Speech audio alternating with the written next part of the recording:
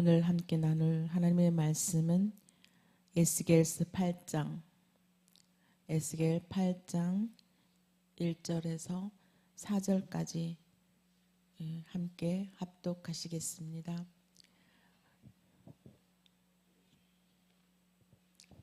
제6년 5월 5일에 나는 집에 앉았고 유다 장로들은 내 앞에 앉았는데 주 여호와의 권능이 거기서 내게 임하기로 내가 보니 불같은 형상이 있어 그 허리 이하 모양은 불같고 허리 이상은 광채가 나서 단쇠 같은데 그가 손 같은 것을 펴서 내 머리털 한 모습을 잡으며 주의 신이 나를 들어 천지 사이로 올리시고 하나님의 이상 가운데 나를 이끌어 예루살렘으로 가서 안뜰로 들어가는 북향한 문에 이르시니 거기는 투기의 우상 곧 투기를 격발케 하는 우상의 자리가 있는 곳이라.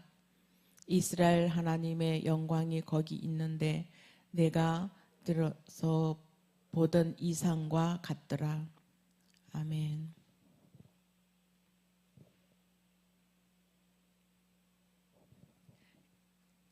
에스겔 8장 1절에서 4절까지 봉독했지만 8장 전체를 보겠습니다.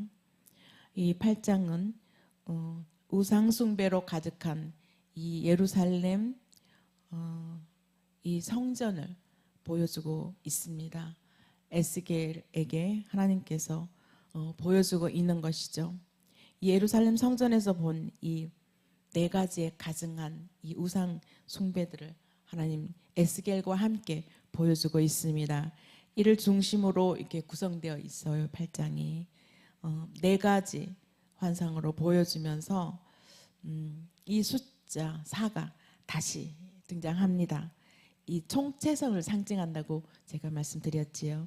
숫자 4, 이 네 가지의 가증한 일은 심각한 이 우상 숭배와 예루살렘 성전에서 심각하게 벌어지고 있는 그러한 것을 보여주고 있습니다.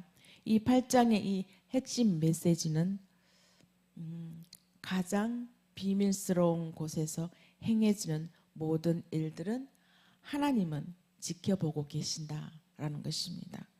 하나님 보지 않고 그들만의 은밀한 장소에서 우상 숭배했던 것으로 알고 있으나 그렇지만 하나님께서는 그곳까지 다 지켜보고 계신다라는 것이 오늘 이 8장의 핵심입니다. 하나님께서는 이 유다 백성들의 죄악이 얼마나 심각한지를 보여주기 위해서 에스겔을 환상 중에 예루살렘으로 데리고 갑니다. 예루살렘의 타락성을 보여주셨지요. 근데 참 여기 이 에스겔서 보면은 공상 과학 영화 같은 느낌이 들어요. 몸은 여기 있는데 영혼을 하나님이 데리고 가서 예루살렘 성전을 보여주고 또 골짜기 데려가서 마른 뼈들 보여주고 이런 것들을 보면 날아가서 뭘 보여주고 하는 공상 과학 영화에 많이 나오는 그런 장면을 이 에스겔서에 보여주고 있습니다. 이 유다가 심판을 받을 수밖에 없었던 근본적인 바로 이유가 예루살렘 성전의 이 타락한 예배, 곧 예루살렘 성전 안에서 이루어지고 있는 이 어마어마한 우상 숭배였습니다. 이와 같은 가증한 죄악 때문에 유다는 멸망할 수밖에 없었고 하나님께서는 심판을 하실 수밖에 없었습니다. 여호야긴 왕이 사로잡혀 가던 그때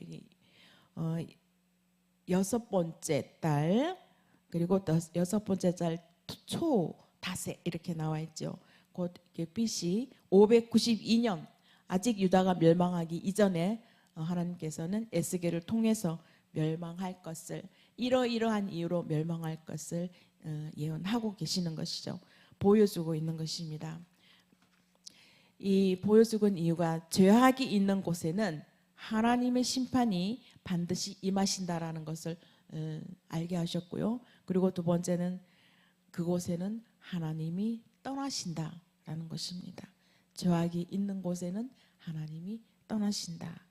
이 8장에서 선지자 에스겔에게 새로운 환상이 또 임했습니다. 그 환상은 하나님께로부터 주어지는 것으로 단순히 신비스러운 그런 광경을 보여주는 것뿐만 아니라 분명한 하나님의 메시지를 이렇게 전달하기 위한 하나의 계시의 하나의 방편입니다. 이 에스겔은 육신의 몸은 바벨론 땅에 지금 이제 포로로 잡혀갔죠. 바벨론 땅에 있는 자신이 몸은 거기에 있지만 지금 하나님과 함께 본인이 장로들과 함께 있었던 것을 보여주고 있습니다. 이 환상 중에서 또 다른 몸은 하나님의 능력에 의해서 그가 고향이었던 예루살렘 도시로 가게 됩니다. 하나님 성령에 의해서 끌려가게 되죠. 예루살렘 성전 바깥들로 인도되어 가고 있습니다. 그곳에 예루살렘 성전 바깥들에서 행해지고 있는 어마한 그러한 우상 숭배를 하나님께서 보여주고 있습니다. 그 안뜰에는 성소가 있었고요. 예루살렘 성전의 안뜰과 바깥뜰로 구분되어 있는데요. 안뜰에는 성소가 있고 그 문 바깥뜰에서부터 안뜰로 들어가는 문이 있는데 그 북쪽 문으로 동서남북 되어 있는데요. 그 북쪽 문으로 들어가게 되어 있습니다. 그 북쪽 문의 입구에 질투의 우상이라는 우상을 우뚝 솟아져 있습니다.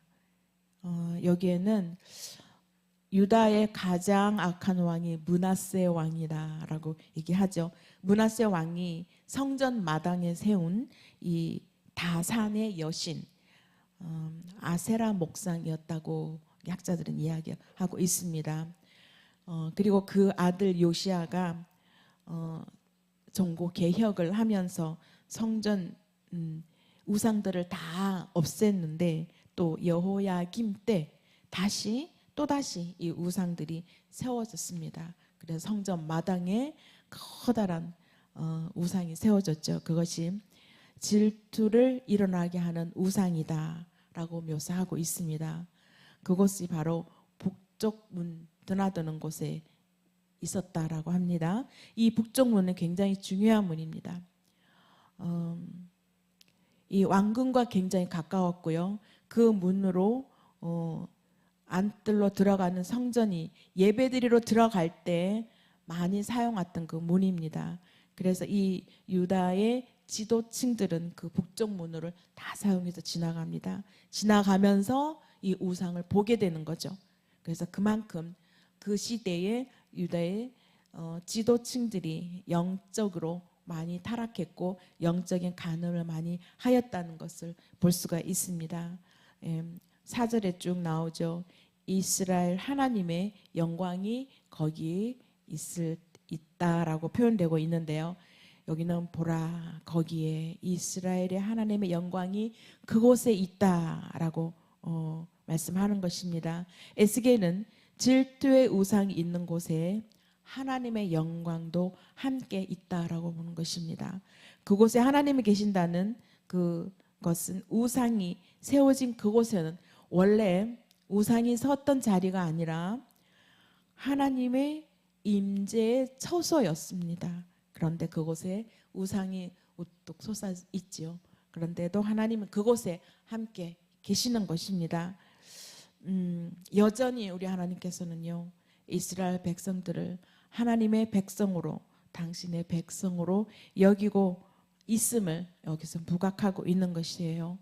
하나님은 자기 백성들의 우상 숭배에 질투하신다. 하나님께서 우리는 많이 말씀을 듣죠. 하나님은 질투하시는 하나님이시다 라고 우리가 많이 들어왔습니다. 말씀에도 보았고요. 이것은 세속적인 질투가 아닙니다. 하나님의 질투는 마땅히 그분께 돌려져야 할 그러한 영광을 헛된 것들, 곧 우상에게 돌려졌을 때 하나님 그 거룩한 성품이 범죄에 대한 분노로 표현하고 있습니다.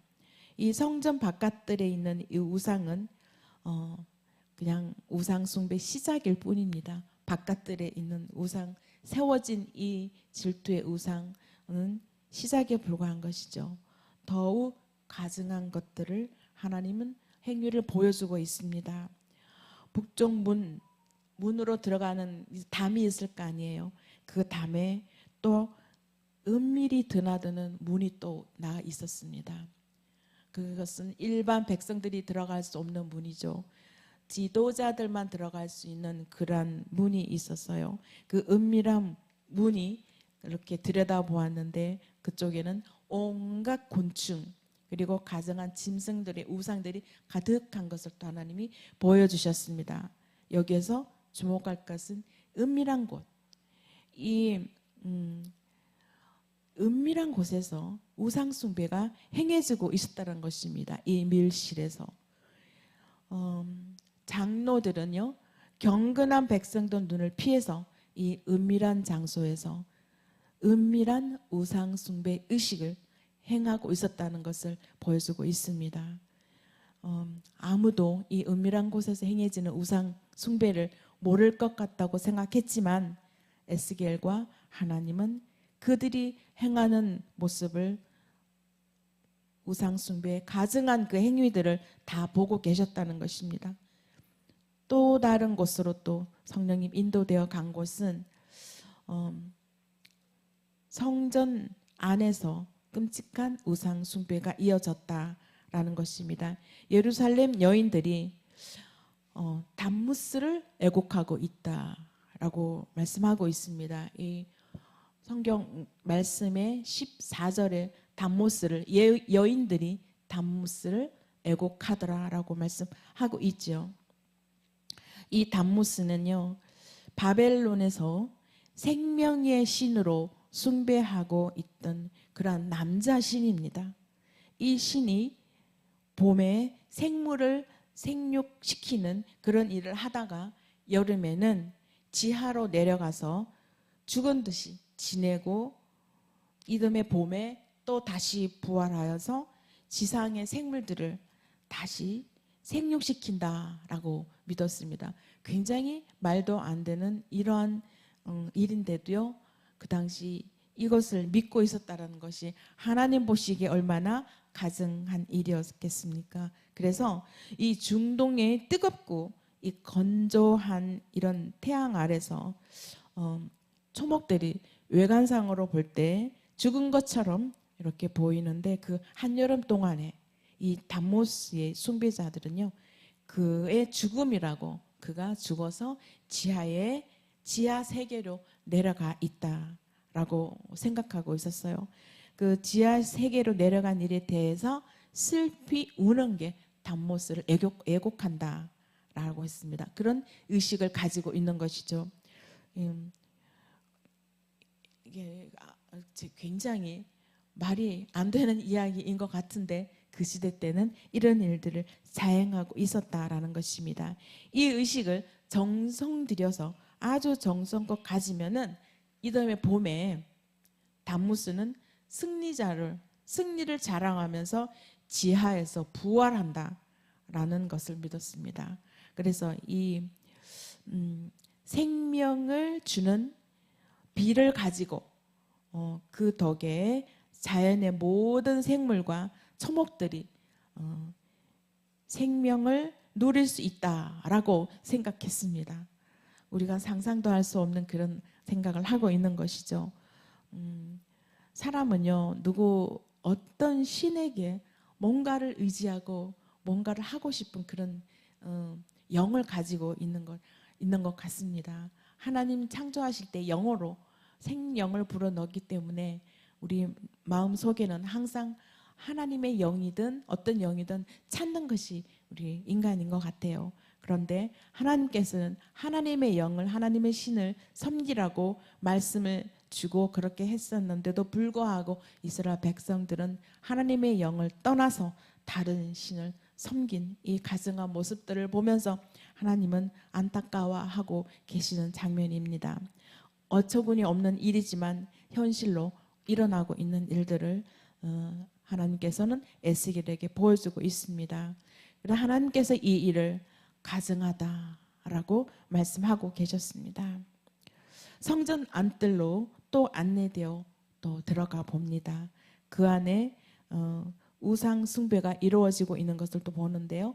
25명, 25인 남자들에 의해서 행해지고 있는 것들을 볼 수 있는데, 이거는 24반열에 속하는 제사장들과 대제사장들을 나타내고 있습니다. 보여주고 있습니다. 그들이 하나님의 말씀을 가르쳐야 할 이 대제사장들, 그리고 제사장들은 하나님의 말씀, 신앙을 들여다 돌보아야 할 그런 자들이 하나님의 성경을 가르치지 아니하고 성전을 등지고 서서 태양신을 섬기는 그러한 모습들을 하나님이 보여주었습니다.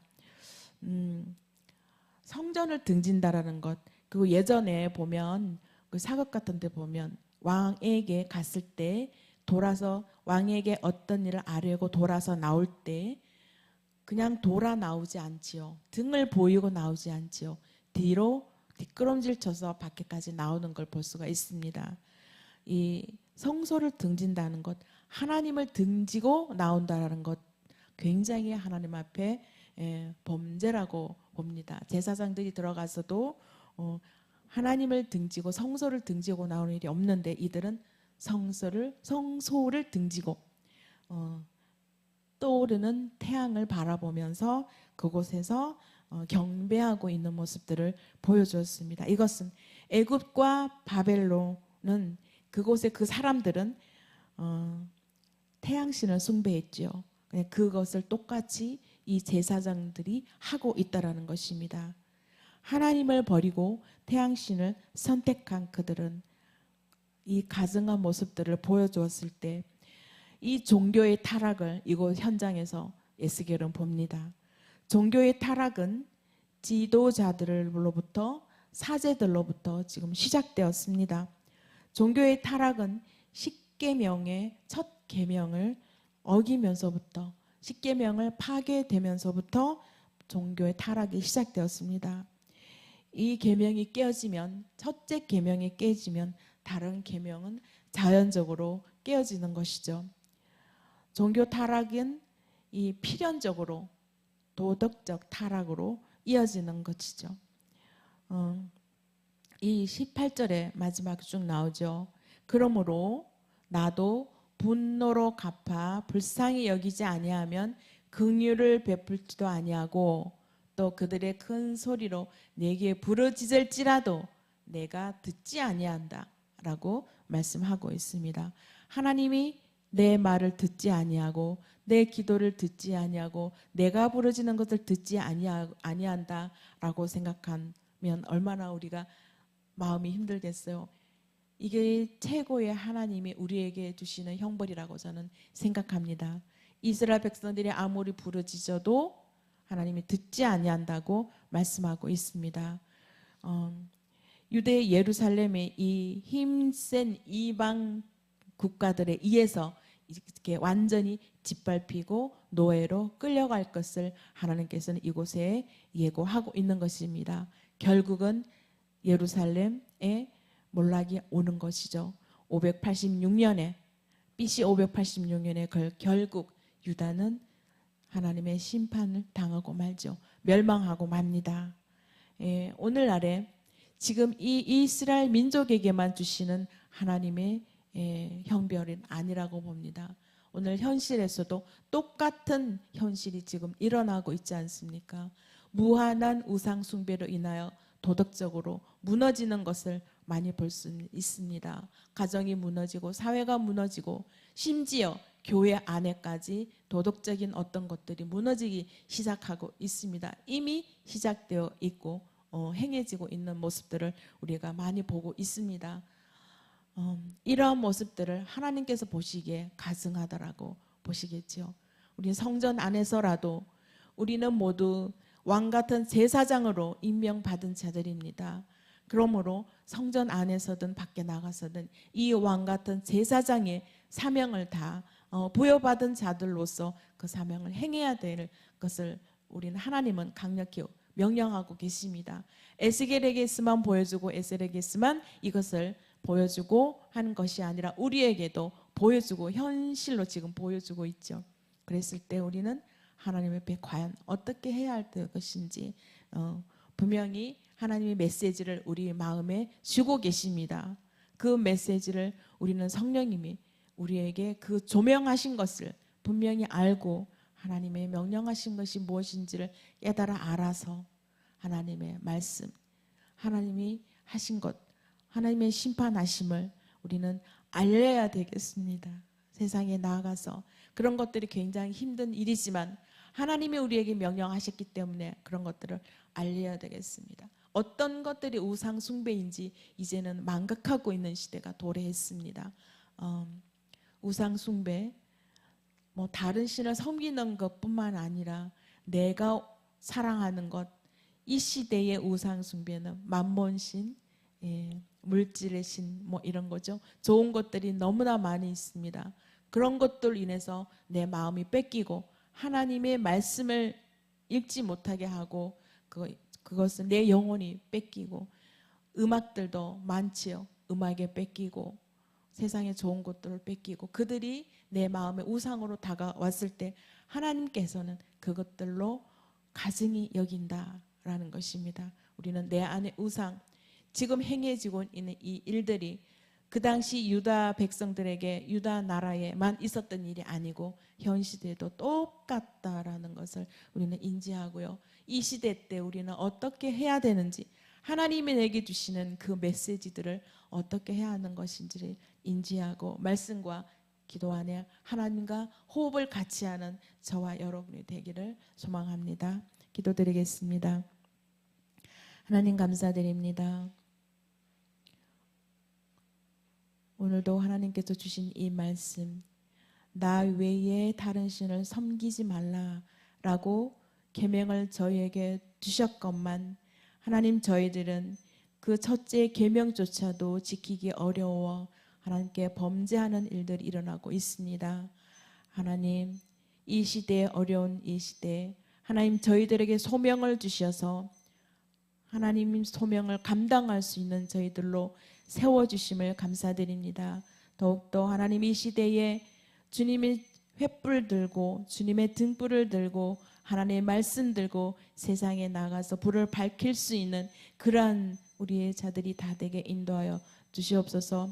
그러한 하나님의 백성이 되게 또한 이 대전 세임교회를 통하여 그런 일들이 일어나게 하나님 인도하여 주시옵소서. 예수님 이름으로 기도드립니다. 아멘.